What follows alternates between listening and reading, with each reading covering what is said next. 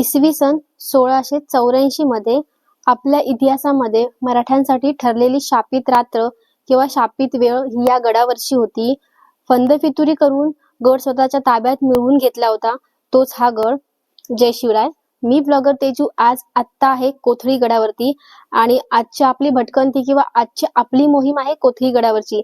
तर कोथळी गडाचा हा संपूर्ण इतिहास आणि कोथळी गडावरती आत्ता आपल्याला पाहायला मिळणाऱ्या वास्तू या सगळ्या आपल्याला या व्हिडिओच्या माध्यमातून पाहायच्या आहेत. त्यासोबतच कोथळी गडासोबत जोडलेला मराठ्यांचा रक्तरंजित करणारा इतिहास नेमका कसा होता आणि नेमकी शापित ठरलेली रात्र काय होती किंवा काय इतिहास घडून गेला आहे या कोथळी गडासोबत, हे आपण आपल्या आजच्या ट्रेक मध्ये पाहणार आहोत, आजच्या व्हिडिओ मध्ये पाहणार आहोत. तर चला जराही वेळ न घालता सुरुवात करूया आपल्या आजच्या नव्या मोहिमेला, नव्या ट्रेकला.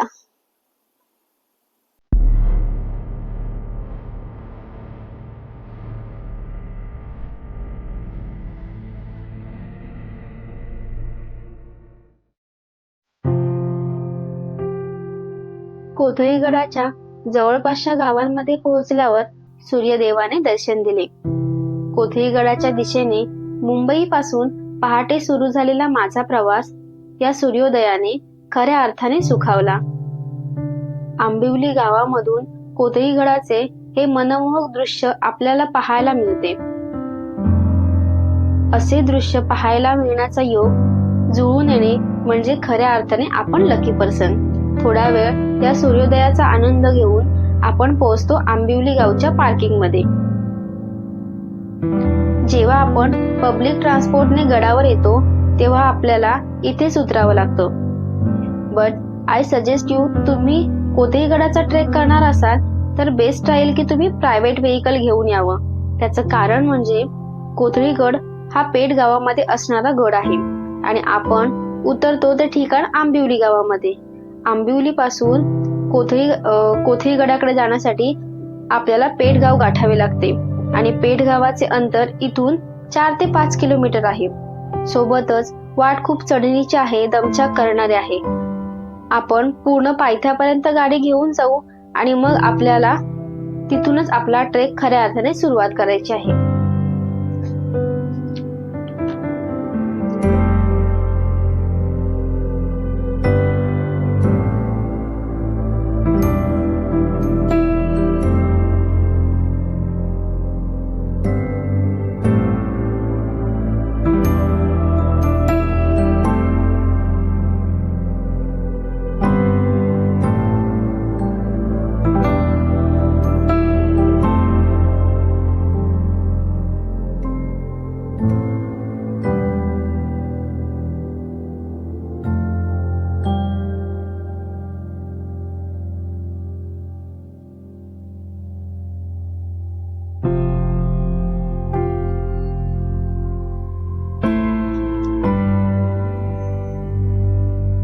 गडाच्या दिशेने जाताना वाटेमध्ये अगदी वाटेच्या कडेलाच आई वाघजाईचे एक छोटे मंदिर आपल्याला पाहायला मिळते. तर आता बघा आपण गडाच्या पायथ्याशी म्हणजे कोथळी गडाच्या पायथ्याशी असणारं जे पेठ गाव आहे, ज्यावरून याला पेठचा किल्ला असं बोलतात, तर त्या गावामध्ये त्या गडाच्या पायथ्याशी आपण आहोत. इथे गाडी पार्क केले आणि 2 व्हीलर इथपर्यंत आपण आणू शकतो. मध्ये पॅच थोडा खराब आहे, जेव्हा तुम्ही व्हिडिओ मध्ये पाहिलाच आहे. आणि इथून आता आपल्याला सरळ जी छोटी पायवाट दिसते त्या पायवाटेनेच आपल्याला गडावर जायचंय. चला मग.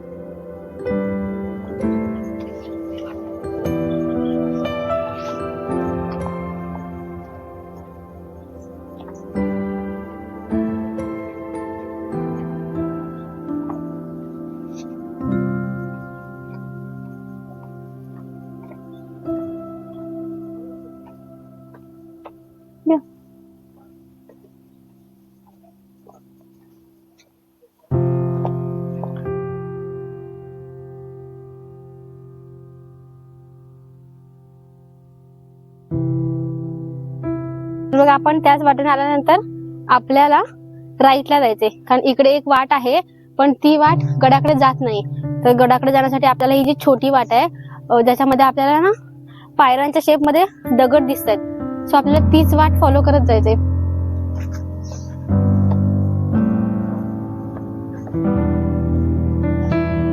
सुरुवातीला आपल्याला जी सरळ वाट दिसली ती फॉलो न करता आपल्याला ह्या छोट्या वाटेने यायचंय आणि आतमध्ये आल्यावर आपल्याला कळलंच की हीच वाट गडाकडे जाणारी आहे.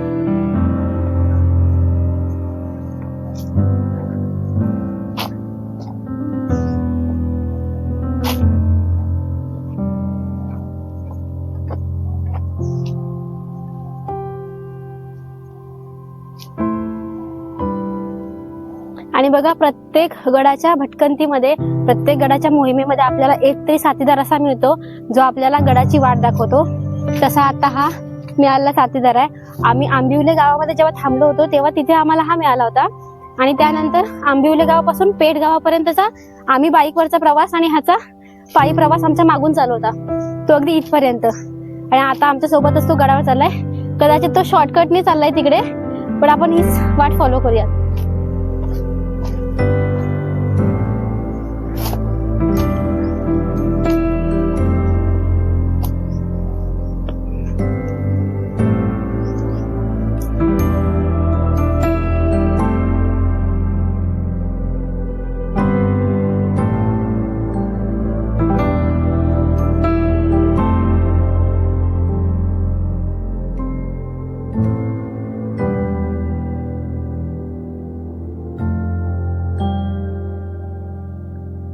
कोथळीगड म्हणजेच ज्याला पेठचा किल्ला बोलतात तो गड.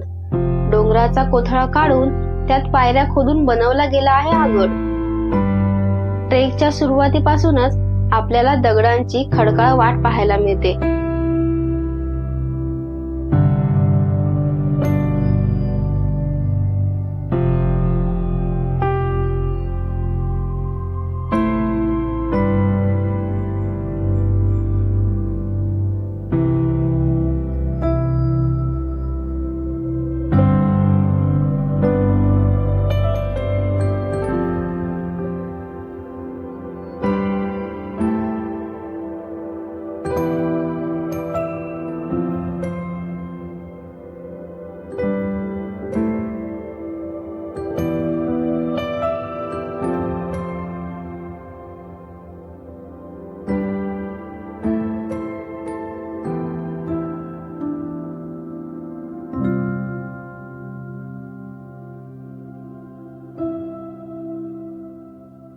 वाटेमध्ये अनेक ठिकाणी आपल्याला काही स्टॉल पाहायला मिळतील जे सध्या बंद आहेत.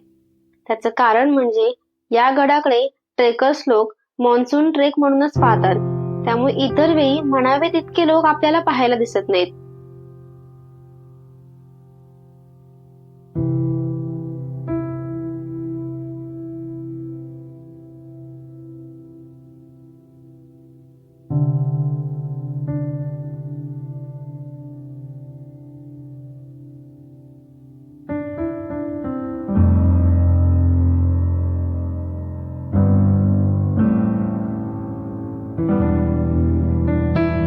रानावनातून दगडी वाटेवरून चालत आपण किल्ल्याकडे जात असताना आपल्याला जागोजागी असे गडाकडे जाणारे दिशा दर्शवणारे छोटे छोटे फलक दिसतात.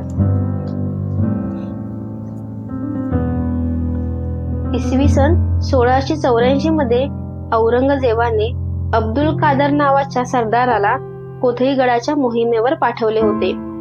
कोथळीगड घेण्यामागचे औरंगजेबाचे मुख्य कारण म्हणजे कोथळीगडाची मोक्याची जागा. हा किल्ला जरी दिसायला बलाढ्य दूरवर पसरलेला नसला तरी तो निरीक्षणासाठी आणि तळ कोकणावर ताबा मिळवण्यासाठी अगदी मोक्याचा गड होता. आणि त्याचं जास्त महत्व म्हणजेच मराठ्यांचा शस्त्रसाठा याच गडावर ठेवला गेला आहे किंवा याच गडावर ठेवला जातो. ही खबर ज्यावेळी औरंगजेबास समजली त्यावेळी परिस्थितीचा अंदाज घेऊन औरंगजेबाने अब्दुल कादरला कोथळीगडाच्या मोहिमेवर पाठवले. कोथळीगड हा अशा खडकाळ वाटेने कातळ कोरीव पायऱ्यांनी बनलेला आहे की तो युद्ध करून किंवा समोरून चढाई करून लढाई करून घेता येणं अशक्यच होते. त्यामुळे इतर गड किल्ल्यांप्रमाणेच औरंगजेबाने याही गडावर फितुरीचा मार्ग अवलंबला.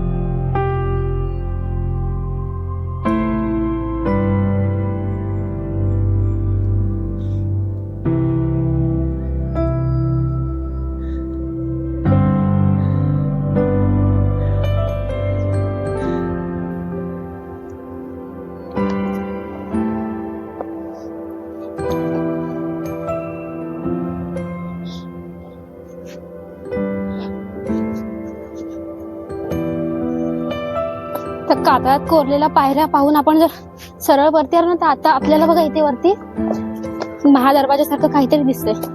महादरवाजाच असेल तो, कारण आता कालांतराने तो ढासळत आहे, त्यामुळे आपल्याला सुस्थितीमध्ये तो बघता येत नाही. परंतु जे त्याचं एक महादरवाजाचं स्ट्रक्चर असतं ते आपल्याला इथून बघायला मिळते. त्यासोबत त्याच्या ज्या कातळामध्ये कोरलेल्या खोदलेल्या पायऱ्या आहेत त्याही आपल्याला इथे नीट बघायला मिळतात.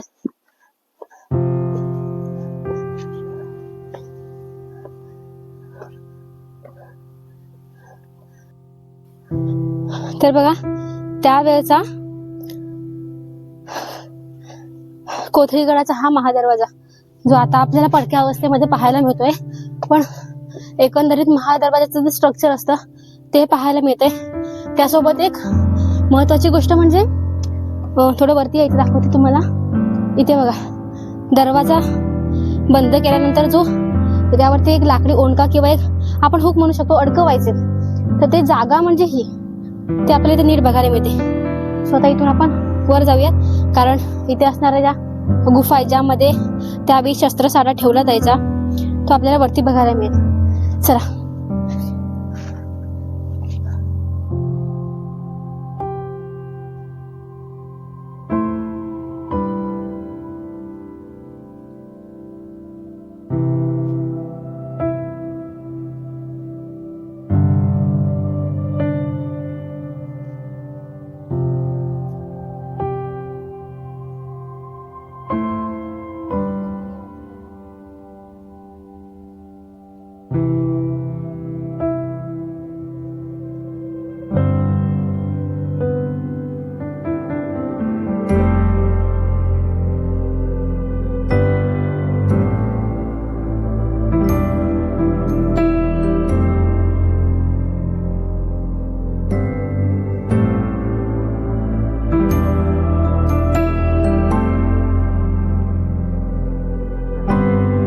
दरवाजापासून वर येताच आपल्याला गुफा दिसते. या गुफेच्या दिशेने जाताना आपल्याला भैरवनाथांचे मंदिर पाहायला मिळते. मंदिराला लागूनच अनेक गुफा आहेत. त्यातली ही सगळ्यात मोठी कातळात कोरलेली गुफा आपण पाहूयात.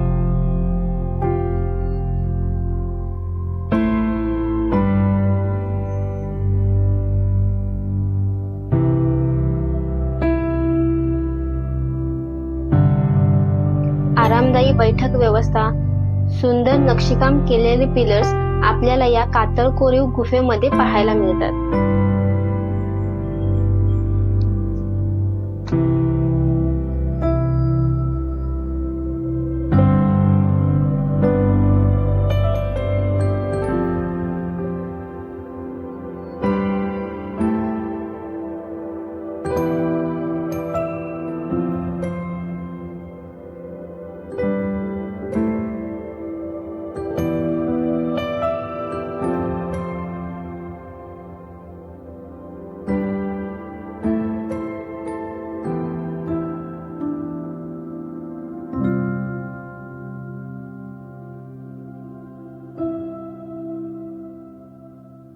तर बघा आपण त्या ज्या वेळेने आलो तिथून सरळ आतमध्ये जाऊन गुफा पाहिली आणि संपूर्ण गुफा पाहून आपण पुन्हा रिटर्न त्याच बाजूने चाललोय, पण आपल्याला पूर्ण खाली उतरायचं नाही.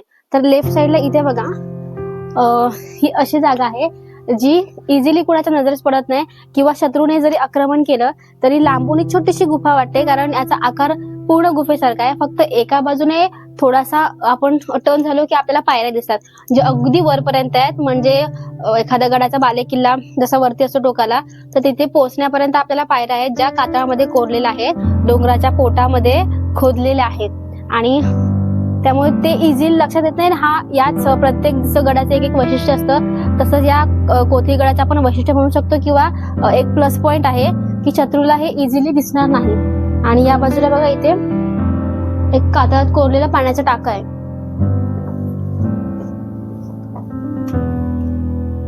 जे पाणी आता पिण्यायोग्य नाही, बट बाकी सगळ्या गोष्टींसाठी त्यावेळी कदाचित वापर केला जात होता असेल.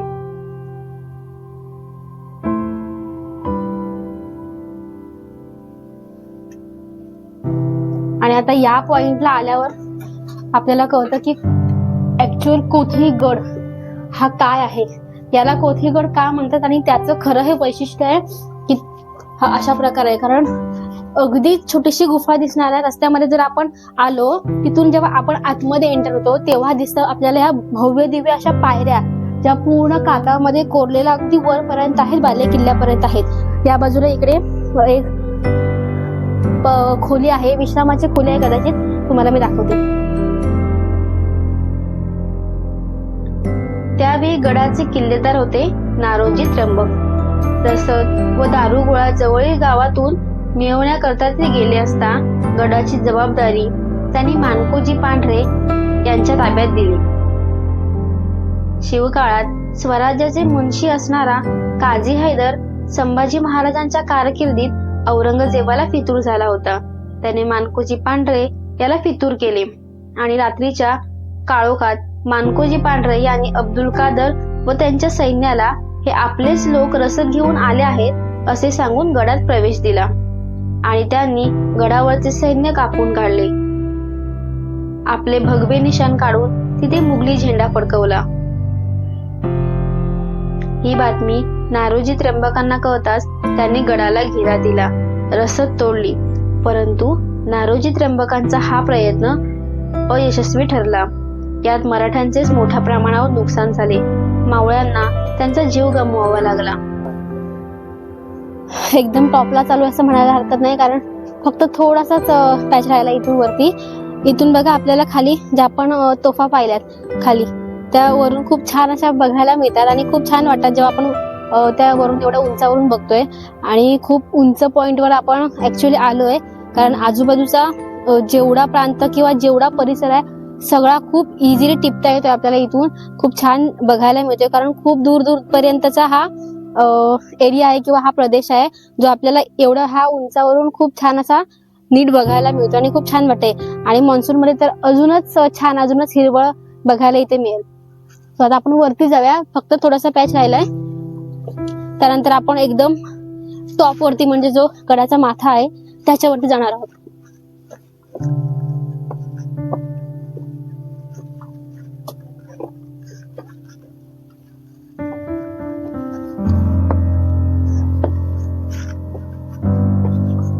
संवर्धनाच्या काळामध्ये जे दरवाजा किंवा जो महाद्वार या गडाला लावला गेला तो आपल्याला आता वरती बघायला मिळणार आहे.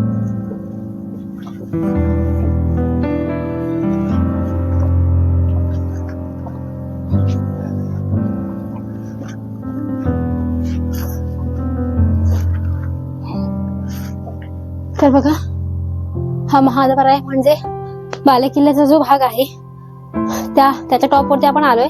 तिथे आपल्याला हा दरवाजा बघायला मिळतो. इथून वर गेले की पुन्हा एक सपाट भाग आपल्याला बघायला मिळेल.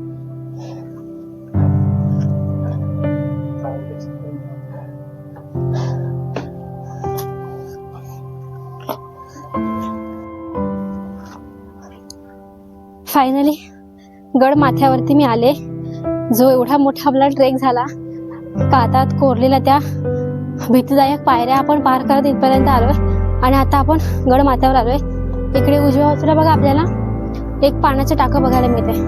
म्हणजे जर तुम्ही गड माथ्याचा विचार केलात तर गड माथ्यावर आल्यावर आपल्याला काय पाहायला मिळेल, तर फक्त इथे एक पाण्याचं टाकं आहे आणि अप्रतिम असा सुंदर नजारा आहे. समोर जर तुम्ही या पाण्याच्या टाक्याच्या इकडून समोर डाव्या साईडनी पाहिलं, तिकडे बघा आपल्याला पवनचक्क्या बघायला मिळतात. मान्सून मध्ये हा ट्रेक खरंच अप्रतिम असेल, कारण सह्याद्रीमध्ये भटकताना आपण ज्या कारणासाठी भटकतो, जो नेत्रसुखद गोष्टी आपल्याला पाहायला मिळतात, जो अनुभव घ्यायला मिळतो सह्याद्रीचा, तो हा अशा प्रकारे इथे आपल्याला खूप छान घेता येईल. आणि ज्याप्रमाणे आपण या किल्ल्याचा इतिहास पाहिला की कशा प्रकारे औरंगजेबाने फंद फितुरीने हा गड आपल्या ताब्यात घेतला होता आणि कशा प्रकारे आपल्या मराठ्यांची ती काळ रात्र ठरली किंवा ती शापित रात्र ठरली या गडावरची. तर एकंदरीत इतिहास पाहता जर त्यावेळी फंद फितुरी झाली नसती तर कदाचित हा कोथिगड स्वराज्यातून कधी गेलाच नसता किंवा हा कायम अजिंक्यच राहिला असता. कारण हा गड मुळात इतका मजबूत आहे आणि जरी आकारमानाने हा गड छोटा दिसला आपल्याला, तरीही त्याची आवाढव्यता ही आपल्याला आतमध्ये आल्यानंतर जेव्हा आपण त्या कागदामध्ये कोरलेल्या पायऱ्या चढून वरती येतो तेव्हा आपल्याला कळतं की केवढा मोठ्या आकाराचा हा गड आहे, किंवा काय त्याचा जो स्ट्रॉंग पॉइंट आहे किंवा त्याची जी स्ट्रेंथ आहे ती नेमकी काय आहे ते आपल्याला तो पॅच पूर्ण पार केल्यानंतरच समजतं, जेव्हा आपण या एका पॉइंट वरती येऊन पोहोचतो. तर कसा होता व्हिडिओ मला कमेंट करून नक्की सांगा.